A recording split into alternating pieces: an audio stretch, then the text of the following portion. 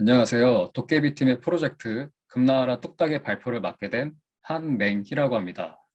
이렇게 귀한 시간 내서 발표를 들어와 주신 모든 분께 미리 감사 인사를 전합니다.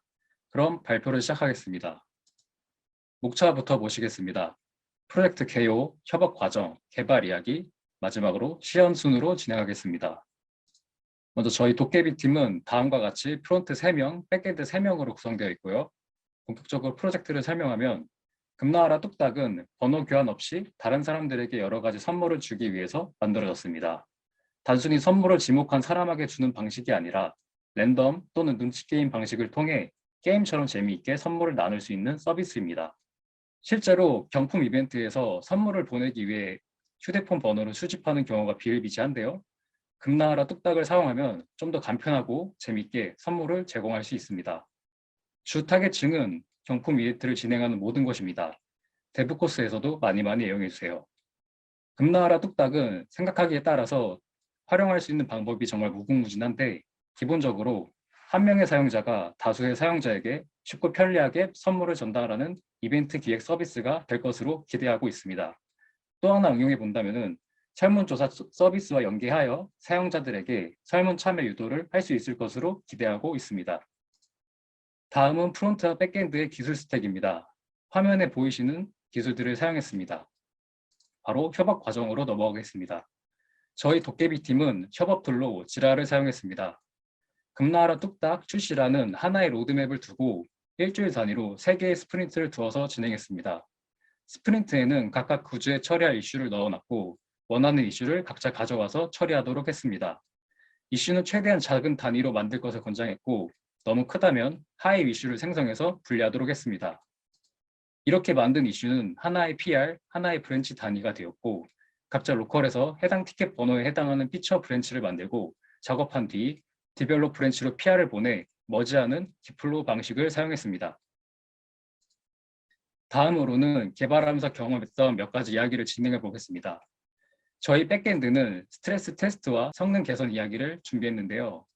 저희 금나와라 뚝딱은 이벤트가 시작될 때 선물을 받기 위해 사용자가 한 번에 몰리는 경우를 가정하고 있는데 때문에 성능 개선이 무엇보다 중요하다고 판단을 해서 스트레스 테스트를 진행하게 되었습니다. 스트레스 테스트 도구로는 아틸러리를 사용했습니다. 아틸러리는 테스트 케이스를 야물로 작성할 수 있어서 손쉽게 다양한 상황을 테스트할 수 있습니다. 또한 나온 결과를 그림으로도 뽑아볼 수 있는데 보시는 그림은 1초에 100명의 사용자가 동시에 선물을 받는 상황을 테스트한 결과입니다. 중간에 막대 그래프가 평균 지연 시간을 나타내는데요. 평균 300ms가 걸린 걸 볼 수 있습니다.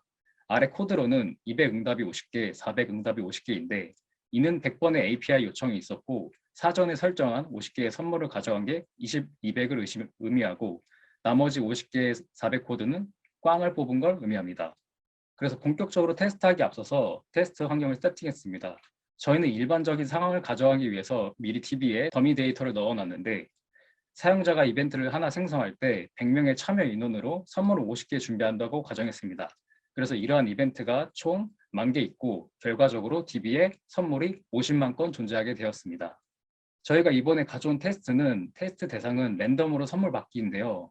처음 타자는 저희가 처음으로 만든 랜덤 선물 받기 버전 1 API입니다. 버전 1 API는 패치 조인을 통해서 연관된 엔티티를 전부 가져오고 있습니다. 그리고 유저가 받아가지 않은 선물 리스트를 가져오는데 이 리스트를 가지고 랜덤을 돌려서 하나의 선물을 뽑습니다. 해당 API로 테스트를 진행해봤습니다.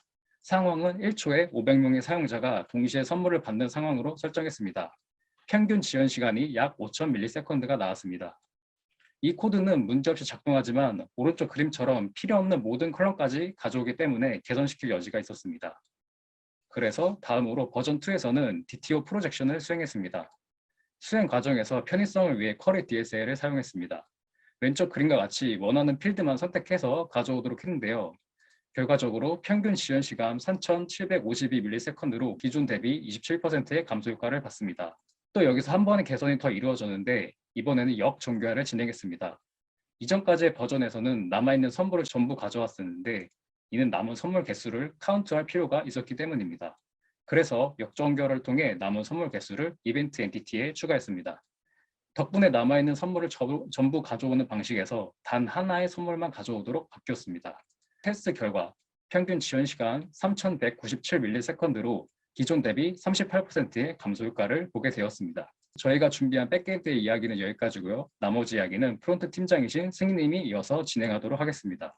안녕하세요. 프론트 발표를 맡은 문승희라고 합니다. 저희 이제 맹기님이 발표를 잘 해주셨고 저희 프론트는 로그인 이야기부터 이제 발표를 시작하겠습니다. 일단 첫 번째로 저희 로그인 페이지를 제외한 모든 페이지는 우리 서비스에 가입한 사용자만 접근이 가능합니다. 로그인이 되어 있지 않을 땐 로그인 페이지로의 라우팅 처리를 저희가 모두 구현을 해놨는데요. 근데 이번에 저희가 사용한 Next.js는 SSR로 동작을 하기 때문에 서버에서 내려준 기존 페이지를 받은 후에야 리액트에서 로그인 여부를 확인하게 됩니다. 그래서 결국 잠시 동안 기존의 페이지가 보여지는 문제가 있었는데요. 이 문제를 해결하기 위해서 저희는 SSR에서 로그인 처리를 한번 시도해보자 라고 하였습니다. 그래서 여러 자료를 찾아보고 롬 멘토님의 조언도 듣고 롬 멘토님의 조언대로 서버에서 직접 인증을 거치는 방식의 로직이 필요하다고 생각을 했습니다. 이 방식은 인증을 서버에서 처리하기 위해 프론트에서 백엔드로 요청을 보낼 때 Next.js의 get server side props 옵션에 쿠키 값을 저장해서 보내는 방식입니다. 하지만 이 경우 쿠키 값을 프론트에서 저장을 하고 있어야 되기 때문에 보안 이슈가 있었습니다. 그래서 이 보안 이슈를 해결하기 위해선 중간다리 역할인 노드 서버가 필요하게 되는 상황이었습니다. 그래서 저희는 이 문제를 어떻게 해결을 했냐면 현재 저희가 노드 서버를 따로 구축하기에는 일정상의 무리가 있었고 HTTP 세팅을 하기 위해선 백엔드의 추가적인 작업 또한 필요한 점을 고려해서 이번 프로젝트에서는 액세스 토큰을 로컬 스토리지에 저장을 해서 사용을 했습니다. 또한 기존 페이지가 보이던 문제는 렌더링 시 조건을 세부적으로 추가하고 이에 따른 스피너를 처리함으로써 UX적으로 문제를 해결을 했습니다. 그 다음으로는 다이나믹 임포트에 대해서 이야기를 말씀드려보겠습니다. 이 부분은 약간 개선 사항인데요. 다이나믹 임포트란 번들 파일을 빌드 타임이 아닌 런타임 환경에서 불러오는 동적 임포트 방식입니다. Next.js에서는 다이나믹이라는 모듈을 사용해서 이 다이나믹 임포트가 가능한데요. 예를 들어 마이페이지 라우트에 매칭되어 있는 인덱스 파일 외에 루트 컴포넌트는 초기 로딩 시에 불러올 필요가 없습니다. Next.js가 SSR 환경에서 동적으로 모듈을 가지고 올 수 있다는 점을 활용해서 해당 페이지에 대한 리팩토링을 한번 진행을 해봤는데요. 해결 방안을 보시면 테스트를 위해 마이페이지의 하위 컴포넌트인 탭 패널 그리고 기프트 리스트와 이벤트 리스트 컴포넌트를 동적으로 임포팅 해 보았습니다. 그래서 이제 결과를 보시면 결과는 아래와 같이 마이 페이지의 퍼스트 로드와 사이즈가 줄어드는 걸 볼 수 있고 이에 따라서 번들링 과정에서 시간이 단축되는 것을 알 수 있었습니다. 추후 저희는 이와 같은 방식으로 계속 적응하면서 성능 개선을 계속해 나갈 예정입니다. 발표는 여기까지고요. 준비한 시험 영상을 보여드리면서 마무리하겠습니다. 네, 그러면 이제부터 직접 시연 영상을 한번 보여드리겠습니다. 지금 로그인해서 저희는 카카오 소셜 로그인을 구현해놨기 때문에 카카오로 로그인을 해볼게요.